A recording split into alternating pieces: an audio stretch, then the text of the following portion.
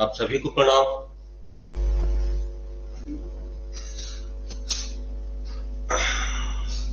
विद्या विंदते अमृतम हमारा ध्येय वाक्य भी है विश्वविद्यालय का, और मुझे लगता है मानव मात्र का ध्येय वाक्य होना चाहिए, वरना न विद्या है न अमृत है। और मेरा दृष्टिकोण ये कहता है कि विद्या भी है और अमृत भी है, उस पर मानव मात्र का, हर जन्मधारी का पूर्ण अधिकार है, लूट सके तो लूट। अमृत तो विद्यमान है सृष्टि में, पहले भी था अभी भी, विद्याएं भी पहले रही है अभी भी रही है। और इस जम्बूद्वीप की, इस भारतवर्ष की आप मैं क्या कहूं, पुरातन काल से जितनी सारस्वत विभूतियां हुई हैं, जितने ऋषि मुनिवर हुए हैं, सभी ने ज्ञान और विज्ञान की जो मिली जुली बातें हमें बताई थी, विडंबना ये रही कि हमने और हमारे अज्ञान ने उनको बाइफरकेट बहुत जल्दीबाजी में कर लिया। वरना आज जब भौतिकी की बात करते हैं, हम फिजिक्स की बात करते हैं, तो 100% अध्यात्म है, विज्ञान नहीं। पर हमने कहीं ना कहीं कैरिकुलम में पता नहीं क्यों पहला और दूसरा अध्याय फला फला विषय के लिए ये कर दिया कि ये कला है या विज्ञान है। जरूरत ही नहीं थी ये स्पष्ट करने की और इस बखेड़ा खड़ा करने की कि विषय कला है या विज्ञान है। आवश्यकता कहां थी? उस विषय के विशेष ज्ञान को, उसकी विद्या को समझने का हमें श्रम करना था। खैर, छोटी छोटी बातें हैं, बहुत छोटी छोटी बातें हैं, और यूं देखें तो वेदों से, फिर उपनिषदों से, फिर ब्राह्मण से, फिर चरित्र से, फिर शास्त्र से, फिर मानस से होती होती आज तक हजारों वर्षों में सिंप्लीफाइड होते होते हम तक पहुंचती है कि ये बंदे अब समझ ले, अब इसको हमने सिंप्लीफाइड कर लिया है, अब तो समझ ले, अब और इसको सिंप्लीफाइड कर लिया है, अब तो समझ ले। और समझाना क्या था? सिर्फ विद्या को समझाना। ये विद है क्या है, ये लेन देन क्या है जो इस चराचर में विद्यमान है, सिर्फ उसका बार्टर करना है। मुझे देना है, तुझे लेना है, तू लेके फिर वापस देगा। यदुगोपाल जी ने नेचुरली, जब विद्या और अमृत दो बात हो रही है, और जब विद्या की बात हो रही, तो आपने शिक्षा और विद्या को लेके जो बात कही, बहुत ही मजेदार बात है। एक्चुअली कहीं ऐसा तो नहीं कि हमारी पूरी पुरातन शिक्षा में से विद्या उत्तरोत्तर कम होती गई और हम नीतिगत होते गए, हम पॉलिसी वाइज होते ही गए ना। इसीलिए तो आपने कला और विज्ञान का भेद किया हर विषय में, आचार्य, हर विषय में कि ये कला है या विज्ञान है। जो मैं बात कर रहा हूं, उस शिक्षा प्रणाली में से विद्या जो थी वो उत्तरोत्तर कम होती गई और हम नीतिगत होते गए, हम कौशलगत होते गए, हम तकनीकगत होते गए, और हम सेटिंगबाज होते गए।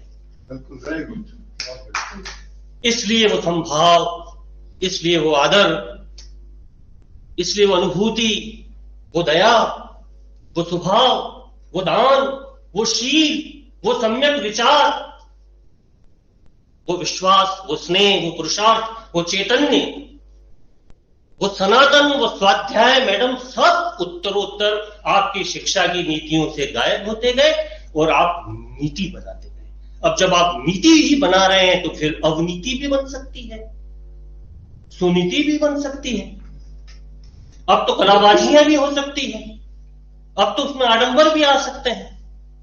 लेकिन ये सब विद्या ही के बाद है। ये जितने सुविचार हैं, ये जितने सम्यक विचार हैं, जो मानव के जन्म के साथ हैं, इसीलिए वो पशु से इतर है। विद्या तो है, अमृत भी है, लेने वाले दिख नहीं। यार ये सब नशा है। अल्लामा इकबाल कहते हैं कि इल्म में भी है सुरूर, लेकिन यदुगोपाल जी, अल्लामा इकबाल हम सब के नाम से वाकिफ होना चाहिए। वो कहते हैं कि इल्म में भी है सुरूर, लेकिन ये वो जन्नत है जहां हूर नहीं। इल्म का जो नशा है, विद्या का जो नशा है, भाई शिक्षा इसीलिए नीति बनती है। इसीलिए आज आप कहते हो नहीं शिक्षा नीति, विद्या में नीति नहीं हो सकती। विद्या तो प्रवाह है, विद्यमान है। तो कहते हैं कि इल्म में भी सुरूर है, लेकिन ये वो जन्नत है जहां हूर नहीं। विद्या तो आत्म साक्षात्कार का विज्ञान है।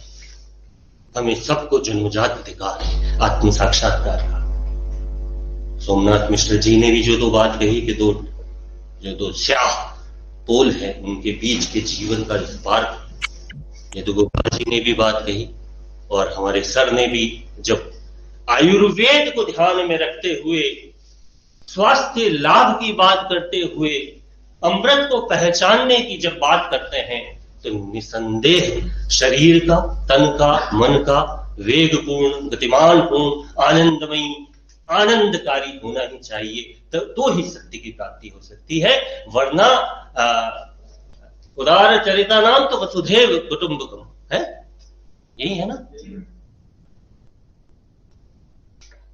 लेकिन आपने जो कहा था सर कि ये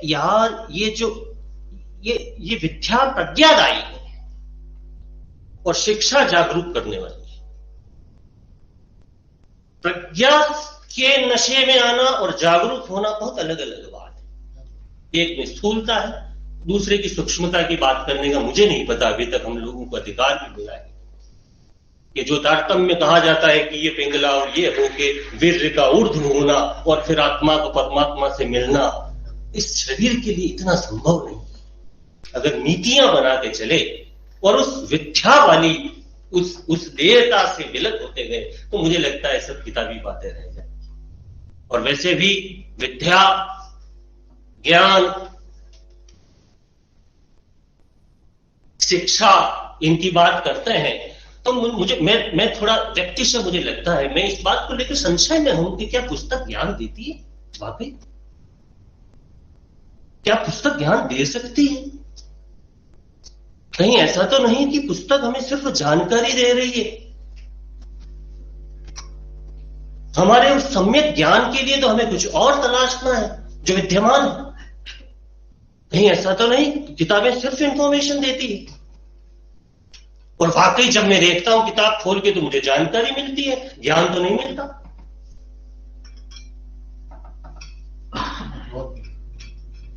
आज तक के इस विश्व के, मैं अपने विषय की बात कर रहा हूं यदुगोपाल जी, आज तक इस पूरे विश्व में जो एस्थेटिक्स की किताबें हैं, सौंदर्य शास्त्र की, उनमें कुंजन, नीरज भाई के प्लेटो का सौंदर्य ये है, अरस्तु का सौंदर्य ये है, प्लोटिनस का सौंदर्य ये है, हीगेल ने ये कहा, रूसो ने ये कहा, मार्क्स ने ये कहा, क्लाइबेल ने ये कहा, गार्डनर ने ये कहा, उसने ये कहा, फलाने ने ये कहा, डीमके ने ये कहा, फिर भट्ट लोलट ने ये कहा, भट्ट नायक ने कहा, भरत मुनि ने ये कहा, अभिनव गुप्त ने ये कहा, किसी माइकेलाल ने कोर्स नहीं बनाया आज तक कि तेरा सौंदर्य क्या है, तेरा सत्य क्या है, तू किस सार्वभौम का भागीदार है, ये तो बता। लिख, कोई प्रश्न नहीं आएगा, 10 पेज लिख कि तेरा अपना सार्वभौम क्या है, तेरा अपना सौंदर्य क्या है, तेरा अपना स्वास्थ्य क्या है। स्वास्थ्य होता क्या है? मैं जानना चाहूंगा स्वास्थ्य की परिभाषा दीक्षित साहब क्या होती है, मुझे कभी पता है। स्वास्थ्य किसको कहते हैं? उन चीजों की परिभाषाएं हो ही नहीं सकती, उन तत्वों की, उन तत्वों की, उन घटकों की परिभाषा हो ही नहीं सकती जो विद्यमान है। स्वास्थ्य तो हमारे अंदर है, वो तो हम अस्वस्थ होने के रास्ते में जा रहे थे। अमृत घटता है अंदर। ये जितने दर्शन, जितनी बातें हो रही, इसीलिए तो कि तू जा, आत्म साक्षात्कार का विज्ञान की बातें करते हैं, वो करते हैं नहीं है, खाली बातें करते हैं। वरना अमृत तो विद्यमान है, कण कण में विद्यमान है, कण कण में विद्या है। अवहेलना करना चाहते हैं, मजबूरी हो गई, हमारा सामाजिक संस्कार हो गया है। हमारे सपने ऐसे हो गए, हमारी चादरें कम वक्त बड़ी नहीं होती, पैर बाहर निकलते जाते। यार ये सब नशा है। विद्या की बात करो और नशा ना आए, संभव ही नहीं। तो कसो ऊपरी ऊपरी बातों करने से कुछ नहीं होगा। ये लाश थी जो तैरती रही, डूबने के लिए जिंदगी चाहिए। क्या बात है। विद्या आत्म साक्षात्कार का विज्ञान है। मुझे समझ सकूं इस बात का विज्ञान है। Very good. सापेक्ष सत्य का साक्षात्कार है दिमाग। देखिए, जिज्ञासा की जो पैदाइश है वो आपके शिक्षित होने से है। जिज्ञासा की पैदाइश शिक्षा की जिम्मेदारी है, पर जिज्ञासा की शांति सिर्फ विद्या से ही संभव है। और प्रश्न है जिज्ञासा की शांति।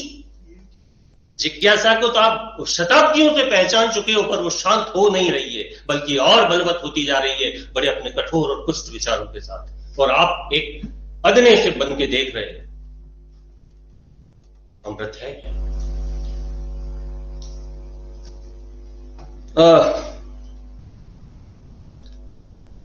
अकबर इलाहाबादी साहब यदु गोपाल जी कहते हैं कि गफलत को छोड़ दीजिए, कुछ काम कीजिए, इल्म हुनर से नाम का अंजाम कीजिए। गर कुछ नहीं तो हजरते अकबर का कौल है, मुर्दों के साथ कब्र में आराम कीजिए। इल्म की बात अगर नहीं कर सकते तो मर जाओ। आगे कहते हैं कि सब जानते हैं, कटु सब जानते हैं इल्म से है जिंदगी ये रूह। इल्म विद्या के लिए सब जानते हैं इल्म से है जिंदगी ये रूह। बे इल्म अगर तो वो इंसान है नातमान। बे इल्म बे हुनर है जो दुनिया में कोई कौम। बे इल्म बे हुनर है जो दुनिया में कोई कौम। नेचर का इक्तजा है, वो इंग्लिश शब्द भी काम में लेते थे अकबर इलाहाबादी जी। नेचर का इक्तजा है, रहे बनके वो गुलाम। तालीम अगर नहीं है जमाने के हस्ब हाल, फिर क्या उम्मीदे दौलतों आरामों एहतराम। सर, इल्म की तो ये बात है, विद्या की तो ये बात है, और प्रज्ञादायी विद्या स्वयं प्रज्ञा। जैसे यदु गोपाल जी ने कहा था कि यस्य नास्ति स्वयं प्रज्ञा शास्त्र तस्य करोति किम, और लोचनाभ्यम विहीनस्य दर्पणम विद्यते। बहुत सही बात है। ये जो स्वयं प्रज्ञा है, यही आपका किरदार है, यही आपका किरदार है। आपकी स्वयं प्रज्ञा आपका किरदार है। और इसलिए वो शायर कहता है कि डिग्रियां तो तालीम के खर्चे की रसीदें हैं।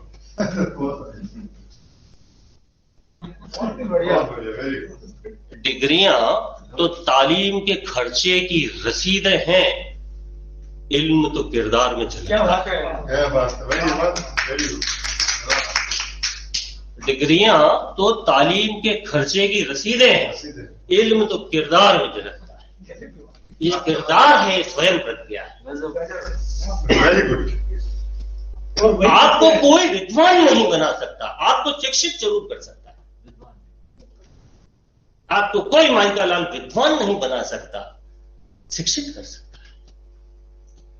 और उसके लिए आपको उस सहजानुभूति से, उस समानुभूति से, उस आत्मिक अनुराग के साथ, उस अपने, जो ये शब्द है ना अपने पराये, ये खत्म कर देना चाहिए शब्दकोश से। अपने के बाद पराये क्या होता है? सिर्फ अपने। इनसे ये स्वाध्याय, इनसे सम्यक विचार और इससे विद्या का उपार्जन जन्मजात जिसकी जो प्रकृति है, मूल है, यानी व्यक्ति, उसे प्राप्त है, उसका अधिकार है। और इसीलिए वो उन चौपायों से अलग हुआ है। ये विद्या बाद में जाके जब अनुरागी मन के बाद सापेक्षता के साथ उस चरम पर कहते हैं ऐसा कि पहुंचती है, तो वो कहता है नमी दानम। आपने शब्द सुना है नमी दानम? ये फारसी का शब्द है और एक बड़ा ही लोकप्रिय और पॉपुलर शब्द है उर्दू शायरी में। और आपको जान के अच्छा लगेगा कि भारतीय फिल्मों में कई गाने भी इस शब्द के साथ बने हैं कि मैं तुझे प्यार करता हूं तो कहता है नमी दानम नमी दानम। नमी दानम इतना प्यारा शब्द है जिसका मतलब होता है आई डोंट नो, मैं नहीं जानता। ये विद्या आगे जाके अपने डेल्टा बनती है जब, तो व्यक्ति के साथ जब उसका सामाजिक जब सदव्यवहार के साथ उसका जो ताना बाना बनता है तो मौन की तरफ परिलक्षित होने लगता है और अब वो फालतू के विवरण को त्यागता है। मैं लास्ट में एक प्यारी सी बात बता के जाता हूं कि जो विद्यावान है वो बखान नहीं करते, बातें नहीं करते, देर बुद्धि। एक छोटा सा वाकया बता के इस विद्या की बात को अपन करेंगे जरा। संभव है किंवदंती हो सकती है कि एक बार ऊपर से पाकिस्तान की तरफ से दीक्षित साहब बाबा फरीद अपनी टीम के साथ, चेलों की टीम के साथ बनारस आ रहे थे और उनका जो शेड्यूल था वो था कबीर से 2-3 दिन कबीर के साथ रहना था। बाबा फरीद आ रहे थे। बाबा फरीद के साथ ऐसा कहा जाता है कि उनके कुछ शिष्यों की टोली भी थी और इधर बनारस में कबीर के शिष्यों में भी उत्तेजना थी कि बाबा फरीद आ रहे हैं और हमारे गुरुजी के साथ 2-3 दिन का प्रवास है, तो बड़े अकादमिक मजे लूटेंगे और बड़ी ज्ञान की बातें होगी और बल्ले बल्ले होगा। ऐसी उत्तेजना कबीर के शिष्यों में थी और ये उत्तेजना नीरज जी बाबा फरीद के चेलों में भी थी कि कबीर साहब से गुरुजी मिलेंगे, उस्ताद मिलेंगे, 2-3 दिन साथ रहेंगे और बड़ी ज्ञान की वर्षा होगी और बड़ा यदुगोपाल जी और बड़ा आनंद आएगा। और इस तरह से होते होते बनारस आते हैं। बाबा फरीद बनारस आए, 3-4 दिन कहते हैं प्रवास किया और कमबख्त दोनों कुछ नहीं बोले। वो 3-4 दिन निकाल दिए और उनके शिष्यों में, चेलों में ऐसी अजीब असमंजसता और ऐसा किया अब आज कुछ बोल ले यार, कुछ ज्ञानोपार्जन नहीं हो पा रहा है, आज कुछ बोल ले।